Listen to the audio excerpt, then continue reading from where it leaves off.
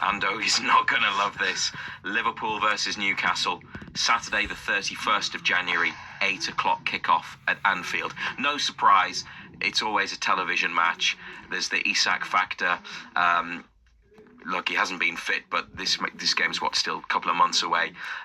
There will be going back to Wembley, and even before, because they've gone head-to-head against each other. Liverpool have generally come out on top. There'll be a bit of needle, but there's a rivalry there, and it'll be great for the TV about the 4-3s broadcasters. as well, don't yeah, we remember those.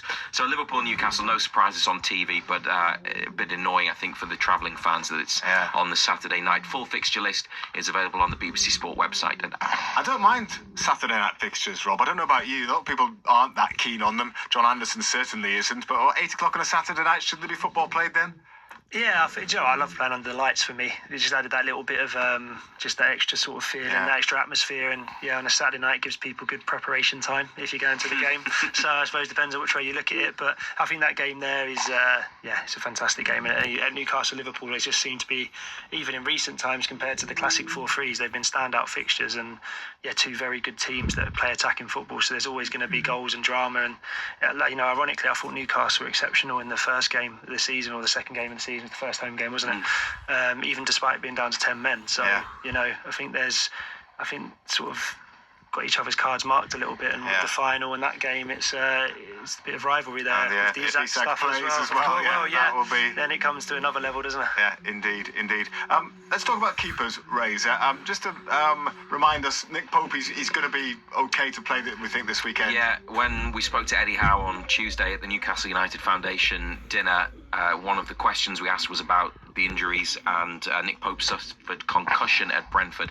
Eddie Howe says that he's clear now, because it's a 10-day period that you have to be out for, so he should be fine for the match on Saturday against Manchester City, in the manager's words. But there are some supporters, and some have been saying this, I think, pretty much all season, despite Nick Pope playing really well, making some unbelievable saves. If there have been any moments that haven't been right, obviously there has been some analysis and criticism of those, and there are some fans that, Rob, I think, want Aaron Ramsdale to come in and start. Ramsdale came on. First thing he did at Brentford was face the penalty. He's played in 2 League Cup matches and been excellent. They're goalkeepers with a difference, aren't they? Because Ramsdale is known for being perhaps a little bit more forthcoming when it comes to receiving the ball, and maybe a little bit more comfortable with it at his feet, whereas Nick Pope, most of the praise that he gets is for his shot stopping, which is fantastic, isn't it? Can you understand why fans might want to change, and there probably isn't that much between them, is there? No, I think obviously first and foremost they're 2 top goalkeepers. Popey's been exceptional for us since he's come in, and I think probably had a couple of blips the last couple of games, but he's kept the second most clean sheets in the league. Been outrageously good in the Champions League, not just now but the last 2 campaigns. And I think it's sometimes with goalkeepers, the errors that come out are really obvious, and they can really heighten it like they do. And when you've got someone like Aaron who's coming in, putting in pressure, playing fantastically well in the Carling Cup games, and he does add a different dimension. Popey will know that. He's good with his feet.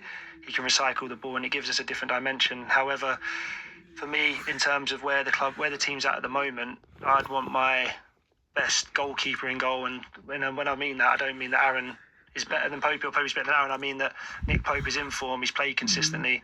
He deals with the high ball so well, despite the Brentford and West Ham one. He reads the game and he makes massive saves. And I think at the moment we still need goalkeepers that make massive saves at the right time until we get the consistency back as a team. And I think that you're probably looking at maybe in the next 6 months, 3 to 6 months, whether it's Aaron Ramsdale or someone else that comes in. There was talks of Trafford, wasn't there, at previous times, that comes in that maybe does evolve that position where they're a ball-playing goalkeeper. I think it's getting that balance right. And for me at this moment in time, you stick with Nick Pope. I think he's earned that right. But it's fantastic to have a top-class person as well, and goalkeeper in Aaron Ramsdale, who, if Popey does not get back onto the trend, or if he's not at the levels that he needs to be, we've got someone can come in who can also complete them levels, but like you said, is more comfortable with the ball at his feet, who can probably give us a different dimension and maybe change the dynamic of the team. So from my point of view, no issue with Popey at the moment, but Would there ever be a scenario whereby you actually have horses for courses, and there are some games when you might feel one player, one keeper might be suited to one game and the other one to a different game? And obviously it happens with outfield players all the time, not so much with goalkeepers. So are you more a fan of sticking with your number one, or would you maybe sometimes think, actually, this might be a better game where the keeper might be getting the ball received in tight situations more often than other games, so you might play a different keeper? Yeah,